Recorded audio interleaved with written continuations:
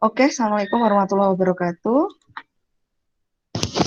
Saya akan memulai perkuliahan hari ini. Jika ada pertanyaan di sela-sela saya menjelaskan, silahkan membuka mute-nya dan langsung bertanya.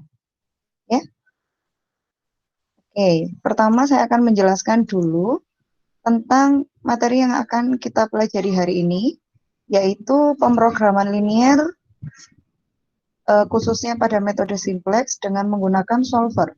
Solver ini adalah sebuah kunci yang kita gunakan pada Microsoft Excel. Jadi semuanya pasti memiliki solver ini. Oke. Nah, di sini saya berikan contoh. Misalkan kita memiliki problem seperti ini, saya rasa semua sudah familiar dengan problem seperti ini. Kita diminta memaksimalkan nilai Z, yaitu fungsi tujuan. Z sama dengan 5x1 plus 4x2. Ini adalah fungsi tujuannya, di mana constraint-nya atau penghambatnya adalah sebagai berikut. Nilai 6x1 plus 4x2 kurang dari 2, dan seterusnya. Nah, di minggu lalu kita sudah mempelajari bagaimana menyelesaikan metode permasalahan program linear dengan menggunakan metode simplex, dan kita diminta untuk dijadikan bentuk baku atau bentuk standar. Nah, jika kita menggunakan solver atau Excel ini, kita tidak perlu merubah dalam bentuk standar, karena kita di sini diperbolehkan untuk menggunakan kurang dari atau lebih dari. Jadi kita akan merubah soal yang ada di samping kiri, dituliskan di sebelah kanan. Teknis penulisannya bagaimana terserah, mau ditulis output resultnya di atas, inputnya di bawah, bebas. Jadi sesuai selera. Yang jelas di sini harus Anda jelaskan mana yang di-input, mana yang outputnya, solusinya. Input itu apa, Bu? Input itu adalah yang ada di sebelah kiri. Problemnya apa? Itu ya, fungsi tujuannya apa? Terus constraint-nya apa? Kita masukkan, kita lihat. Maksimalkan Z, berarti kita permasalahannya adalah nanti maksimasi. Z-nya adalah 5x1 plus 4x2. Kita masukkan di sini sebagai objektif. Berarti kita punya X1 dengan koefisien 5, X2 dengan koefisien 4. Lalu kita punya beberapa constraint. Nah, di sini sebenarnya ada studi kasusnya yang kita bicarakan. Studi kasusnya ada raw material 1, raw material 2, market limit, dan demand limit. Dan di sini lebih mudah karena kita sudah ditunjukkan bentuk model matematikanya. Tinggal kita inputkan constraint 1, 6x1, berarti koefisiennya 6. 4x2, koefisiennya 4. Di sini kurang dari sama dengan 24.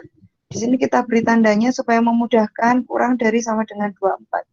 Bu, kenapa ini tidak kita isi? Di total ini akan kita isi nanti rumus. Jadi 24 ini adalah untuk memudahkan, mengingat-ingat soalnya tadi kurang dari berapa, kita tuliskan di sebelah kanan. Yang untuk total, ya nanti kita ingatkan rumusnya. Kita masukkan satu persatu. Pada model yang ini kita tahu hanya X2 saja, berarti X1-nya adalah 0, X2-nya adalah 1, dan dia harus kurang dari sama dengan 2. Oke, kita sudah menginputkan semua problem. Setelah kita inputkan bagaimana? Nah, kita gunakan tadi solusinya dengan menggunakan sum product. Di total yang masih kosong tadi, kita isi sama dengan, gitu ya, sama dengan sum product dari baris yang ada di baris yang dicari dengan solusi yang akan kita cari. Kita tutup. Begitu juga untuk baris selanjutnya. Di nilai awal ketika nanti belum kita masukkan karena solusinya masih belum ketemu, pasti nanti hasilnya 0. Jadi 0 itu bukan inputan. 0 itu adalah rumus sum product yang kita masukkan. Jika di awal hasilnya masih 0, maka itu disebabkan karena solusinya masih belum ditemukan. Seperti itu. Nah, lalu ketika semuanya sudah kita inputkan, nah, ini adalah peran dari solver. Kita buka data. Data itu yang di Windows yang atas ini ya. Di Windows yang atas ada home, ada insert, itu ada data. Data saudara pencet, saudara pilih solver yang paling kanan. Ya, solver problems. Kemudian inputkan seperti ini. Set objektif, ini adalah hasil akhir yang akan kita cari. Yang ini ya. Lalu kita lihat di sini masalahnya maksimasi ataukah minimasi. Jika maksimasi, kita tinggal pencet maksimasi. By changing variable itu adalah nanti variabel yang akan kita temukan solusinya. Jadi kita short. Anda letakkan di mana. Terus kemudian subject to the constraint itu kita masukkan semua constraint. Tinggal di short yang total, semua ini harus lebih kecil daripada yang limit. Ini ya. Lalu untuk di solving method, kita pilih, kita akan menggunakan simplex LP. LP ini adalah linear programming. Simplex LP, lalu kemudian kita klik solve. Nanti hasilnya akan ketemu seperti ini. Jadi solusinya adalah X1 adalah 3, X2 adalah 1,5. Dan nilai total ini muncul dengan sendirinya otomatis setelah nilai X1 ketemu dan nilai X2 ketemu. Dan hasil ini benar ketika kita lihat, apakah betul 24 ini adalah kurang dari sama dengan 24? Oh, betul. Apakah betul 6 ini kurang dari sama dengan 6? Oh, betul. Apakah betul min 1,5 ini kurang sama dengan 1? Oh, betul. Dan seterusnya. Oke, sampai sini ada yang ditanyakan? Belum. Belum. Saya lanjutkan. Setelah kita menemukan solusi, selanjutnya kita akan menghitung analisis sensitivitas. Caranya bagaimana? Nanti kita tinggal klik lagi data, solver, nanti akan saya demokan. Ya, kurang lebih seperti itu. Ada contoh yang kedua sih, saya rasa juga sama. Jadi kita memiliki contoh yang kedua. Nah, ini Bu Puji hanya menunjukkan posisinya, misalkan saya rubah bentuknya seperti ini, boleh Bu? Boleh.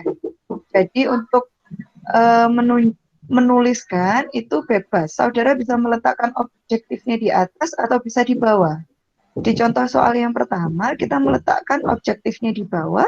Di contoh soal yang kedua, kita meletakkan objektifnya di atas. Itu tidak mempengaruhi.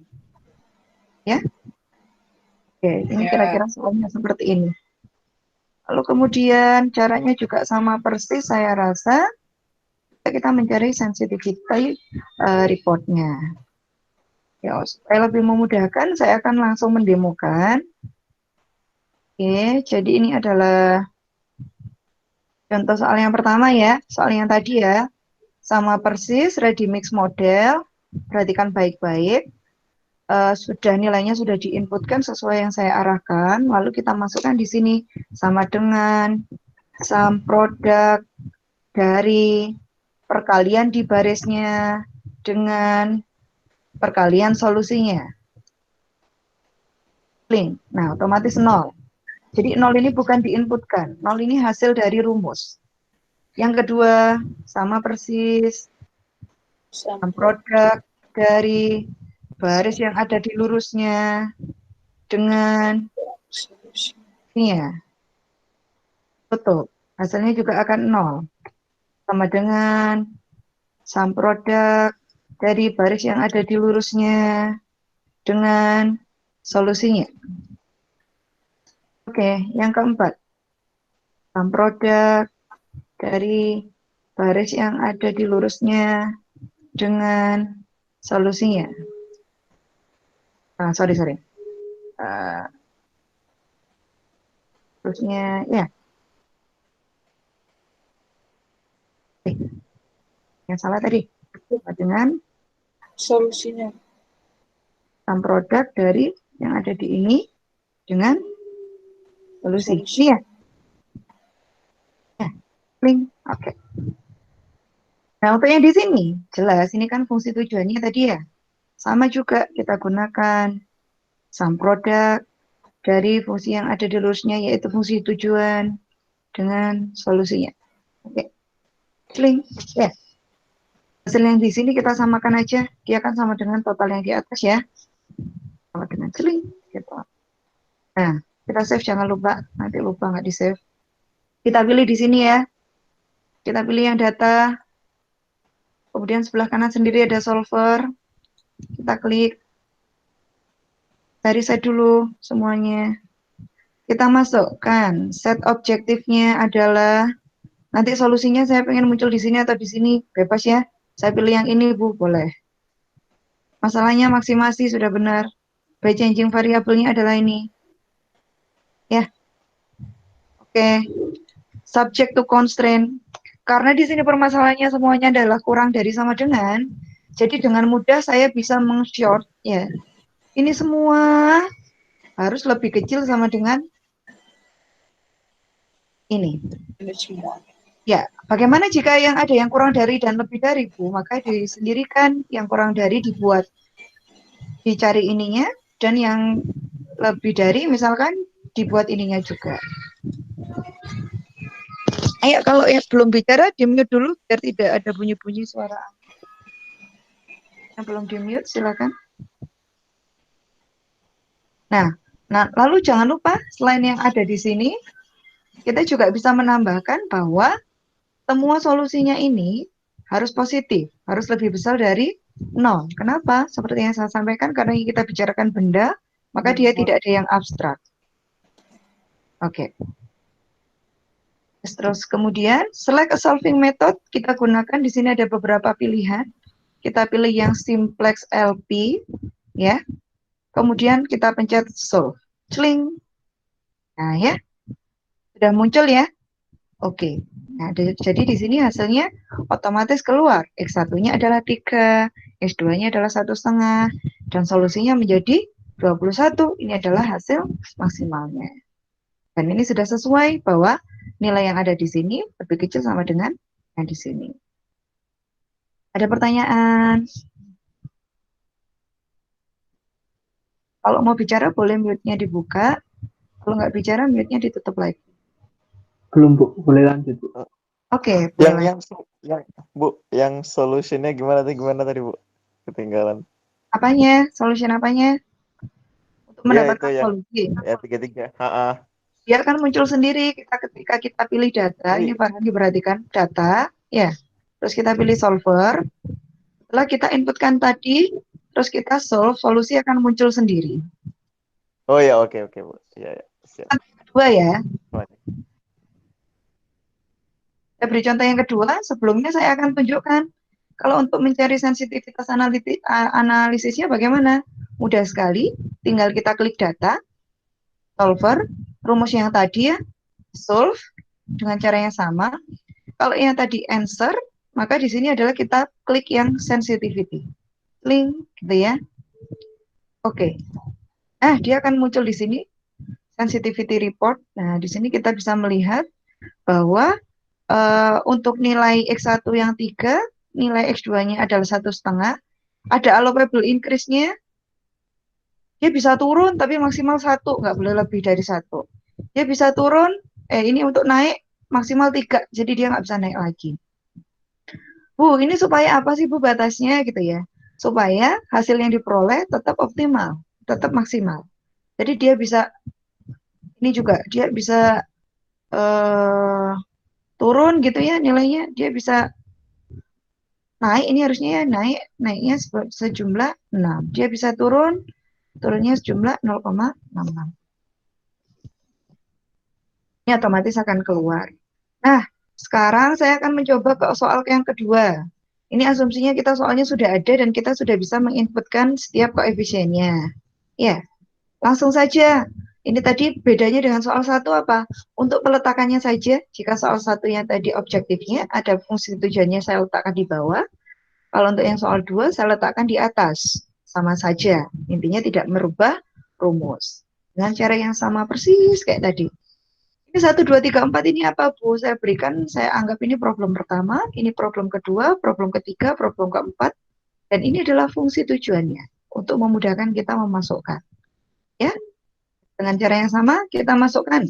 Untuk solusinya kita isi dengan sama dengan sum produk dari fungsi yang di barisnya dengan fungsi ini. Variabel yang dicari. Ya, Hati-hati ya, saya hampir ke bawah ini karena tadi terbiasa. Ya, oke, sama dengan. Oke, jadi sekali lagi, nilai 0 ini bukan inputan, tapi dia adalah memasukkan rumus. Ya, kenapa dia masih 0? Karena kita solusinya belum ketemu. Lagi yang kedua, sum produk dari fungsi yang di lurusnya dengan solusi yang akan dicari. Oke, yang ketiga, sum produk dari fungsi yang ada di lurusnya dengan variabel yang akan dicari. Selanjutnya adalah sum produk dari fungsi yang ada di lurusnya dengan variabel yang akan dicari. Link gitu ya. Sama dengan sum produk dari fungsi yang ada di lurusnya. Ini fungsi tujuan ya. Dengan variabel yang akan dicari. Oke, semua sudah dimasukkan. Lalu yang ini nilai optimalnya pastilah solusinya sama dengan ini kan. Nah, lalu kita masukkan. Cari data, klik data, pilih solver yang sebelah kanan. Saya reset dulu. Set objektif, nilainya akan dimasukkan kemana? Boleh ini ya. Saya masukkan ini, boleh, gitu ya. Terserah, masukkan sini, bebas. Masalahnya apa? Maksimasi atau minimasi? Masih maksimasi. Ya, ingatlah, maksimasi berarti dia kurang dari sama dengan gitu ya, yang Bu Puji ajarkan kemarin ya. Lalu by changing variable, kita klik, kita pilih variabel yang akan kita temukan. Subject to the constraint, kita isi add. Karena dia masalahnya sama-sama semua kurang dari sama dengan, tinggal kita short aja. Solusi yang di sini itu loh, harus kurang dari sama dengan solusi yang ada di sini. Oke. Constraint yang kedua apakah? Constraint yang kedua adalah solusi yang ada di sini itu loh, haruslah positif. Harus lebih besar sama dengan 0. Sehingga kita ketemu. Ingat, kita akan menggunakan simplex, ini harus diklik dulu, jangan dicentang. Kita menggunakan simplex linear programming, solve, link, ketemu ya. Jadi nilai solusinya ini adalah dia akan muncul sendiri. Nilai X1-nya 1,5, X2-nya 4, X3-nya 32,5, X4-nya adalah 0. Dan nilai optimalnya adalah 32. Mudah ya? Ada yang merasa kesulitan? Farhan, sudah paham? Sultania, sudah paham? Iya, Bu. Oke. Nah, lalu langkah selanjutnya adalah kita mencari analisis sensitivitasnya. Analisisnya adalah kita pilih di Windows yang tadi ya, kita pilih data, solver, solve gitu ya. Yang ini kita pilih sensitivity, karena kita akan mencari sensitivitasnya. Oke, link hasilnya akan muncul di sebelahnya. Sensitivity report. Oke. Ya, kalau hasilnya seperti ini, jadi dia tidak bisa turun lagi, nilainya maksimal itu. Kalau 1E seperti ini ya. Jadi yang ada angkanya dia masih bisa naik atau masih bisa turun. Naik atau turun. Ya, increase adalah naik, decrease adalah turun. Seperti ini. Ada yang ingin ditanyakan?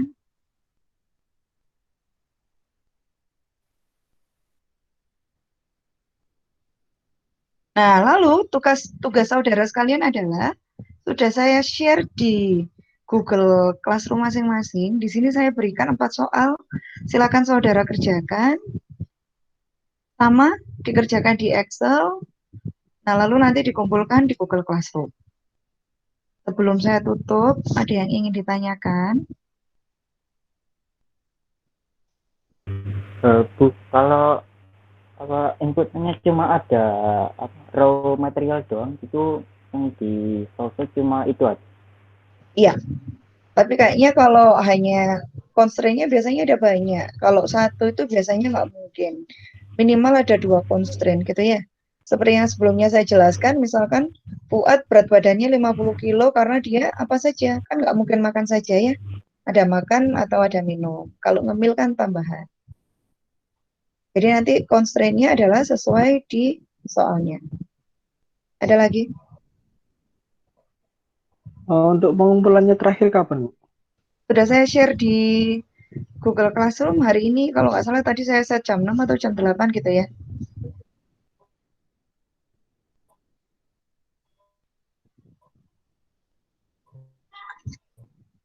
Ada lagi?